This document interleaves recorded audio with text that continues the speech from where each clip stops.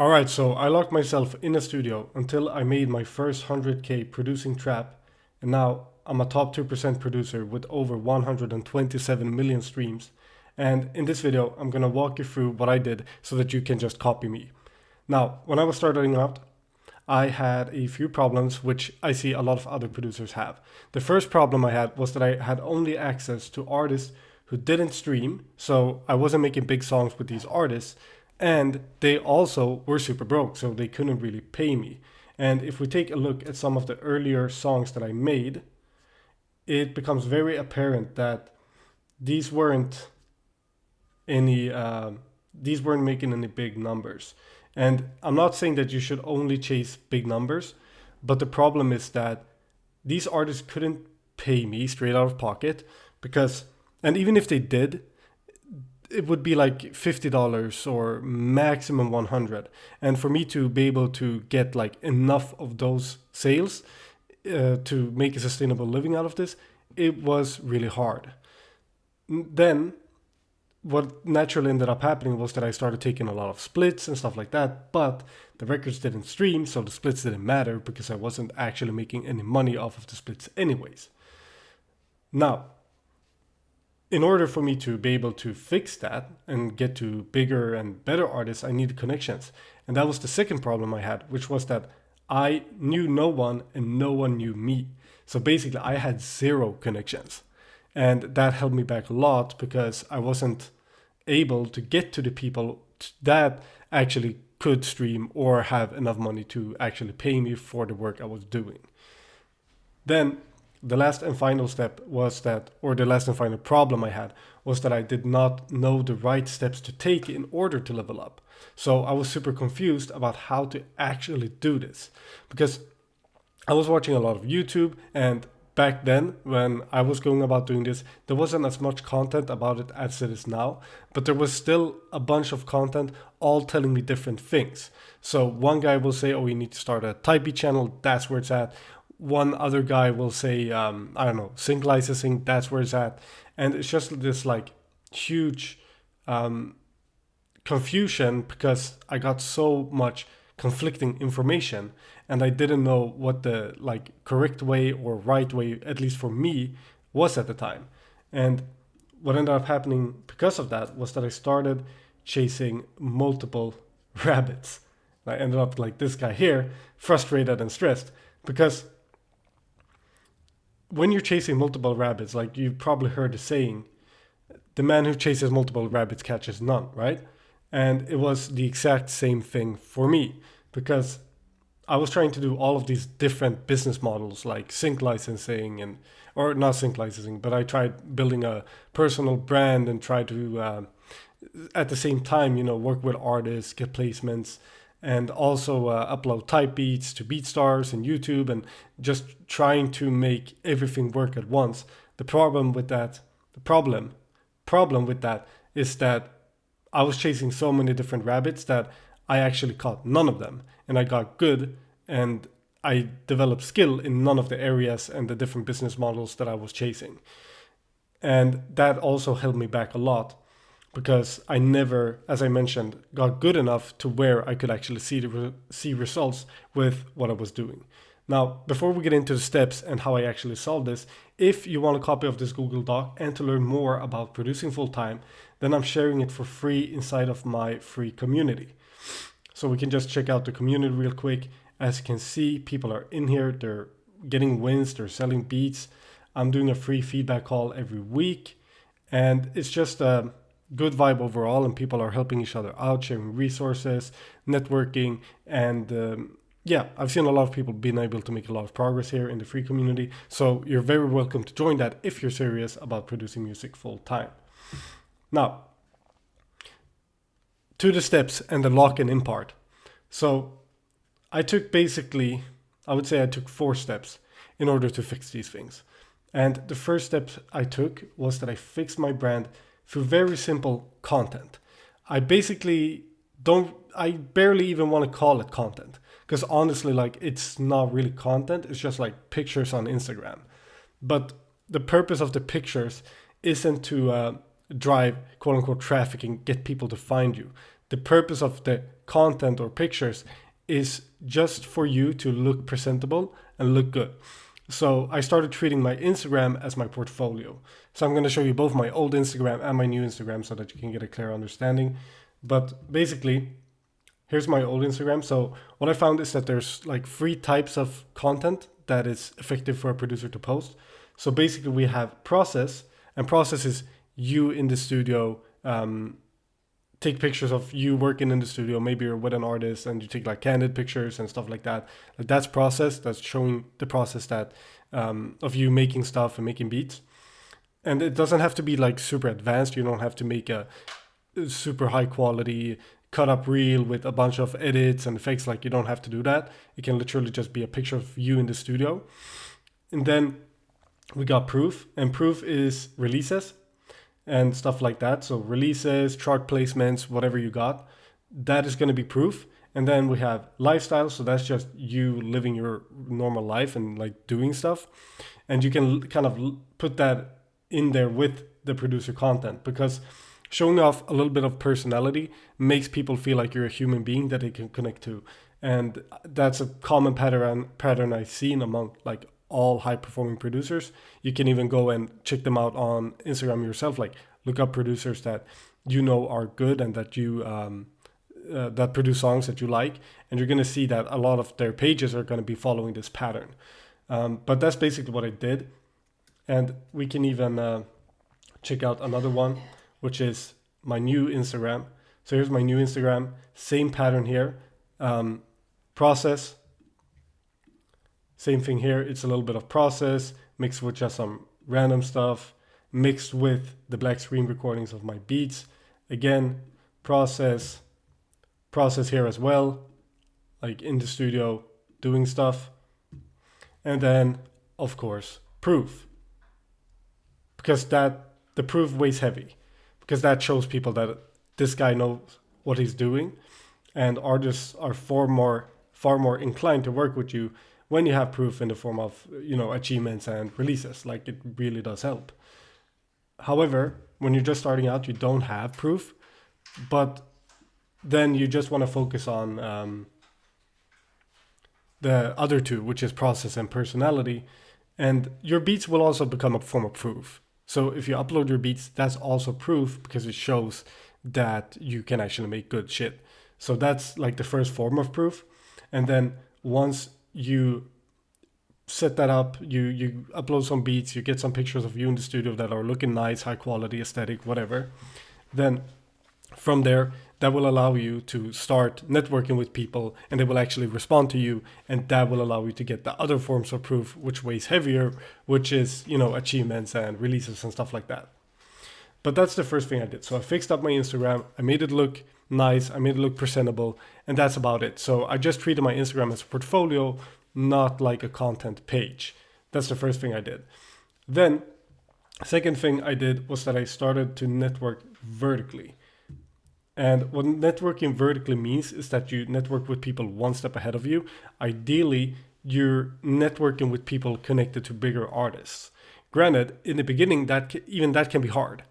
So in the beginning, like the first thing I did was literally just to reach out to all of my friends.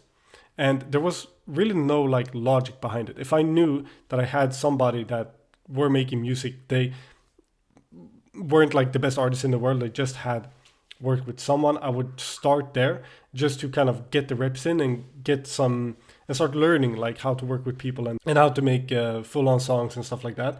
Like I would start with that just to start learning. Then once I exhausted my friend groups, I would then ask other people like, hey, do you know any artists?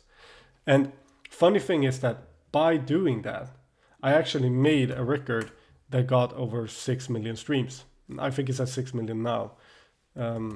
Let's check it out. Yeah, so this record came about from me just asking every single person I knew if they knew any artists.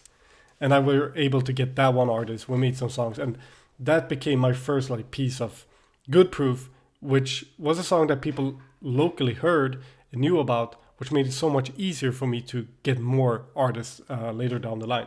So don't sleep on first exhausting the network that you already have and looking up and checking in with all of the people that you already know, because you might be having some great opportunities in your network already that you're not even aware of.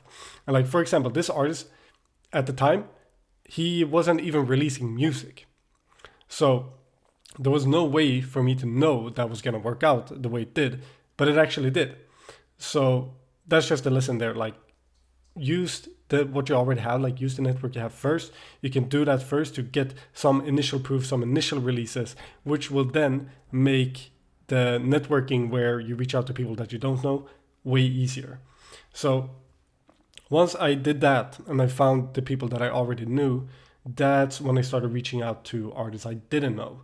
And basically what I do is just use my general knowledge to figure out, okay, what big artist is there that I can reach out to? So for example, I'm gonna just take a random artist that I like. Then you go to who he's following and you check the followers or following, and you find all the small artists that looks accessible to you. And that can be different because when you're just starting out, you might have to go for the people with like, I don't know, 500 followers and just like snippets of their songs, like not even releases, snippets. You might have to go with that because those might be the only people that are going to be open to work with you. But you start there and then you level up from there. And when I did this, I put the artists that I found in a list.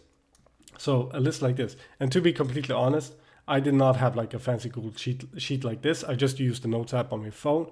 But I can highly recommend setting up a sheet like this. And this is going to be in the doc. So if you join my community, you'll be able to get this. But basically, I just made a list of all the people and their contact information so that I could keep track of them. And I'd collect all the people that looked accessible to me. Then I make sure that I knew that if I DM'd them or not, sent beats or not, followed up with them. And following up is important because even if you DM them, you might not get response on the first try. And even if you send beats, the likelihood that they'll use them on the first try is very low. So you'll probably have to send more. And that's why it's a great idea to also keep track of if you follow up or not. But yeah, that's basically it. And then once I found the people, I got them in my list. Then the second step here was that I did my best to get their attention first. Because sometimes it can be hard to get a hold of artists. Artists especially, producers are easier, but artists are especially hard. And what I did was that I focused on getting their attention, and I did that for two different ways. So way number one was just like reposting their releases to my story. I found that to be super effective because it goes to their inbox and it's like you're just showing love and people get happy. So for example, if I had an artist on my list, I saw he just posted a release, then I would repost that to my story, tag him, and just like put fire emojis or something, because that will get their attention. And they'll see that, they'll also be happy, and it's like you're promoting them almost. So that works pretty well.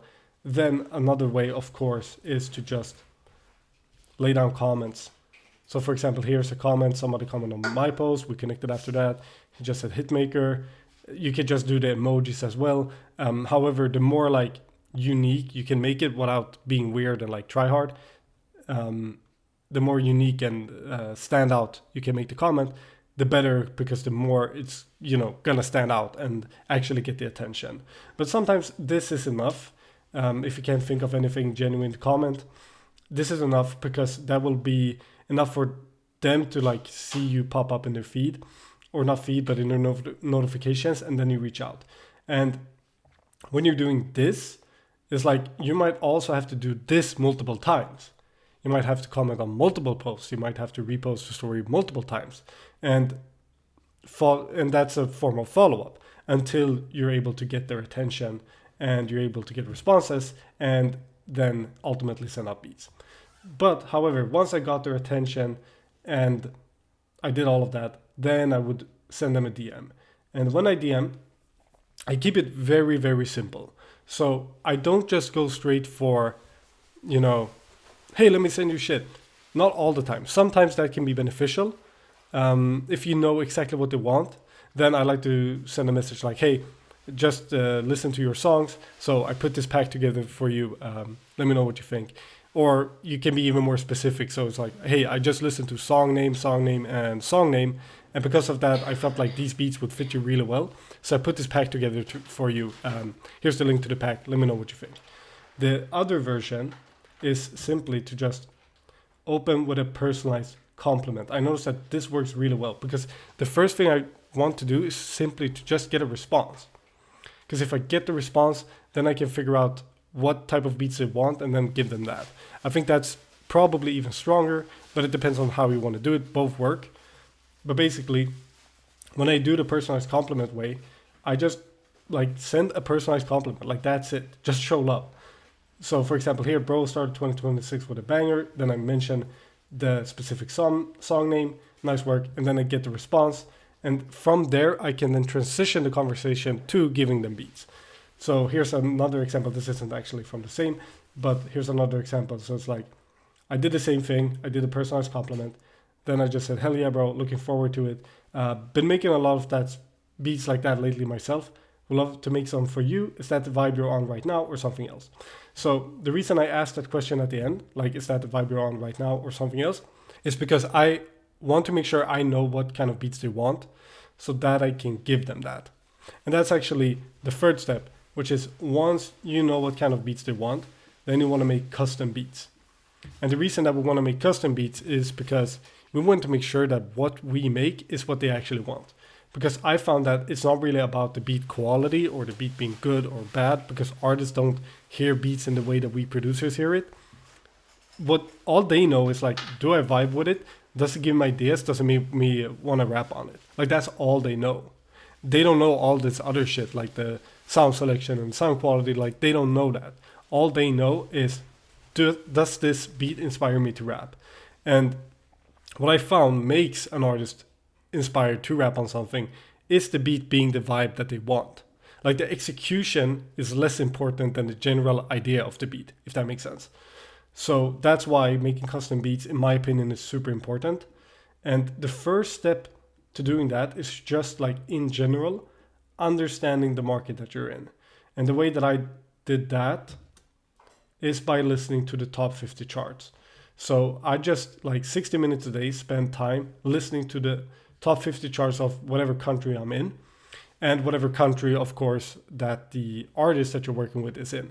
So for example, if I'm working, like I'm from Sweden, so if I work with Swedish artists, I listen a lot to the top 50 in Sweden, but I'll also listen to other top 50s, which I know influence the music in Sweden. So for example, I also know that top 50 France influence the music in Sweden. So I'll spend like 60 minutes a day, whenever I'm not like cooking up or doing something productive, I'll just spend time listening through these songs. I get a general understanding of what vibes work, what drum patterns work, what chord progressions are reoccurring, what like just in general, like what kind of themes do I consistently hear throughout the top 50s. And that's going to give me an understanding of what the market in general wants. Then I want to make it specific for the artist. So once I know exactly what the market wants, then I want to find references specifically tailored for the artists so that I can make great custom beats for them. And the reason I like using references a lot is because it simplifies the process. So instead of me trying to like reinvent the wheel and figure out all of these creative ideas, which can be super hard, especially to do on command, which you kind of have to do when you got an artist wanting beats from you, then I like to base my stuff off of references and use them as a point of inspiration.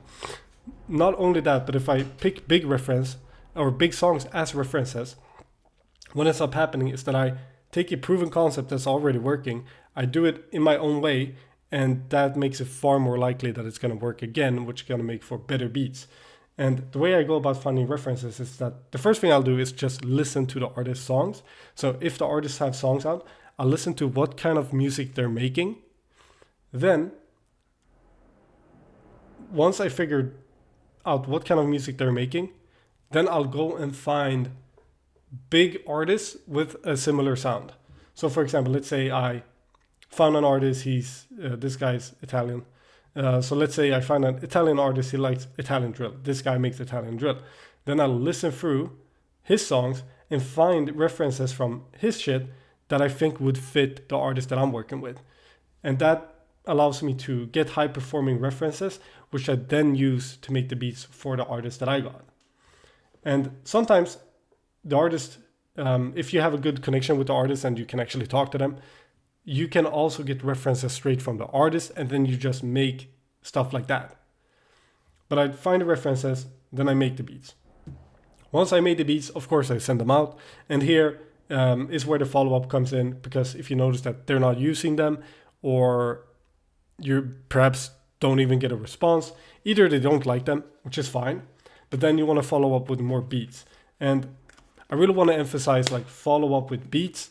Don't follow up with like, hey, you check it out yet? Hey, where are you? Or like just fucking question marks, because that's like annoying. Like, I get so pissed when I get people like sending me question marks, like, what are you doing? So instead, just follow up with more value, because the value you have is the music that you make, in most cases at least. So the value is the music that you make. So follow up with more music, like make beats, keep making bangers without them even asking, and then eventually they'll probably use some of them. So make beats, follow up. Then once you got the connection and they like your stuff and they're happy, then if you have the possibility, get in studio sessions, or at least develop a good working relationship. So the S tier here, the S tier option, is to get into studio sessions.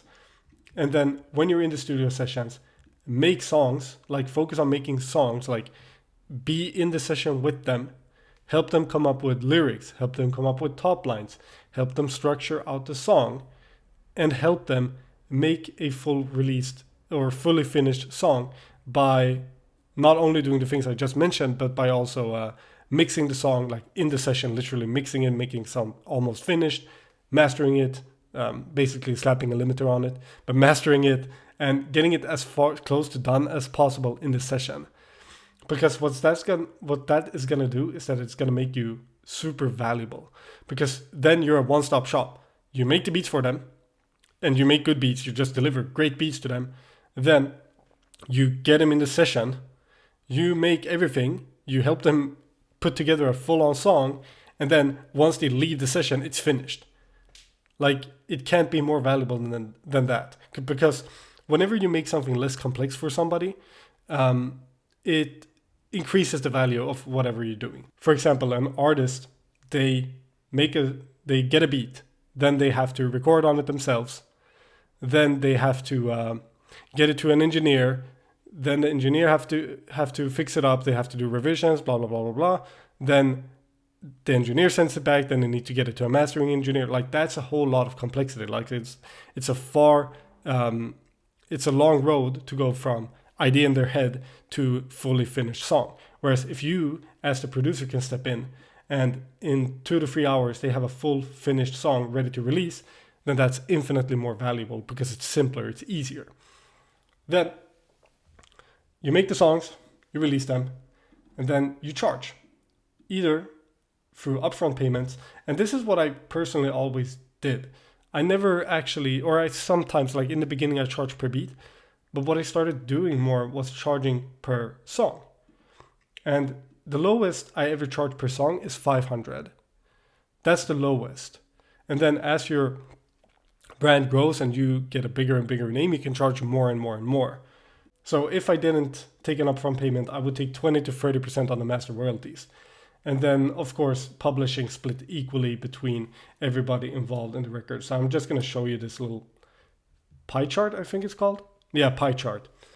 So, for example, we got the composition. That's like the publishing. That's the BMI, the ASCAP, the STIM in Sweden, or whatever performance rights organization you have in the country that you're in.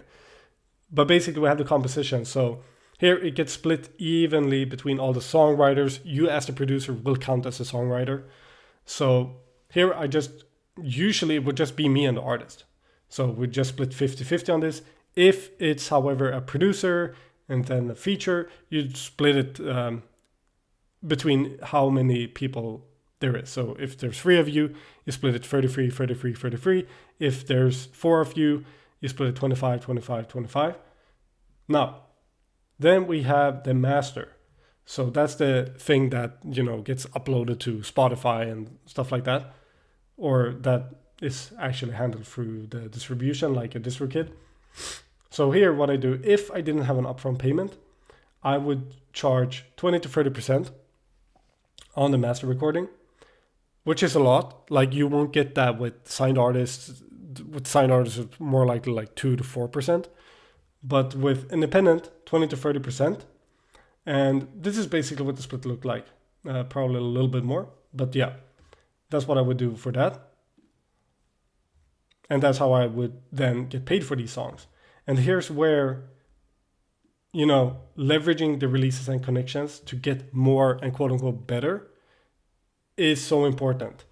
Because I can do this, but if I do this with super small artists who either aren't streaming, so they're not making money off of their songs, or they have no money to pay me up front, then I'm going to stay broke. However, this is where you start with the small artists, you work with them, you release songs with them, and then you leverage those releases and songs to reach out to other people in their network who are one step ahead of them. So if I work with an artist who has 10K monthly listeners, then I leverage that release and the social proof I get from that release to reach out to somebody, perhaps even connected to them, because that's even more social proof because I know their friend. Then I reach out to those people and I get a bigger artist from that. And perhaps I get an artist with 30K monthly listeners this time. And then I leverage the 30K monthly listener, like once those releases are out, to get a 50K monthly listener guy or a 70K or however much, you just keep on climbing upwards on this ladder. And that's where this is so important. So you just want to repeat this cycle. So this is like the actions you need to take. Then you just want to take these actions on a higher and higher level as you go along on this journey. So it's pretty simple. It's just hard. Like it's easy, or it's simple to understand. It's simple, the actions you take. It's just about doing them well enough and for long enough and with enough volume to where they actually work. But this is it. So this is all I did. And then I just repeated that. Now doing that is what allowed me to get to a place where I actually made 9 top 50 records, like records charting on the Swedish top 50 charts on Spotify.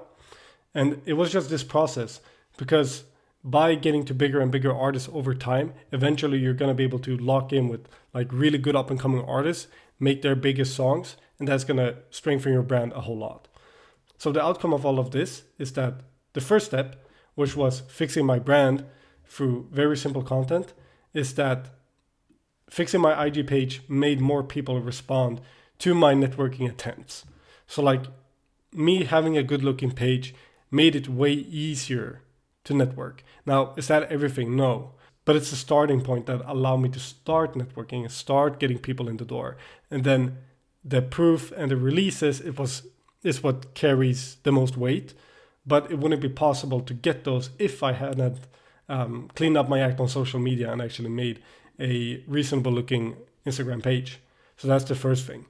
Then networking vertically got me connections and releases, which made my brand stronger. So this like kickstarted my brand by fixing my IG. And then the networking vertically, it got me the connections I needed. It got me to the bigger artists that I needed to actually get paid. And it made my brand so much stronger. Then following this process of making custom beats, understanding the market, finding references, making beats for the artists, it helped me get more placements because I was actually making what the artist wanted. And it also made me a more valuable producer, because every time an artist came to me, they knew that they were going to get some stuff that they actually wanted to use. Then another thing that also made me a more valuable producer was doing studio sessions. So doing studio sessions taught me the art of making songs, which made me more valuable, as I broke down earlier. And if you can't get in the studio, you can still do this, because you can get on calls with the artist, or you can have the artist record and have them send the stuff back to you, and you take care of all the structure and stuff like that. So you can still do this remotely. And I've done this myself remotely when, for example, an artist was out of the country or whatever. But if you can get in the studio, that's even better. Because then you're not just some guy that's making beats, you're actually making full songs. And full songs are the goal, because it's songs that brings in the money, it's songs that makes your brand stronger, it's songs. And doing studio sessions taught me how to make songs, and it made me far more valuable. Then leveraging the releases and connections that I got me to high value artists that actually made me money. And I would say that a high value artist is an artist with 500k to 1 million monthly listeners. Because if you can get to those artists, that's where the money is. And the ultimate and final outcome from doing these 5 things was that I was able to become a full-time producer, make my first 100k and more, quit my job and just do music.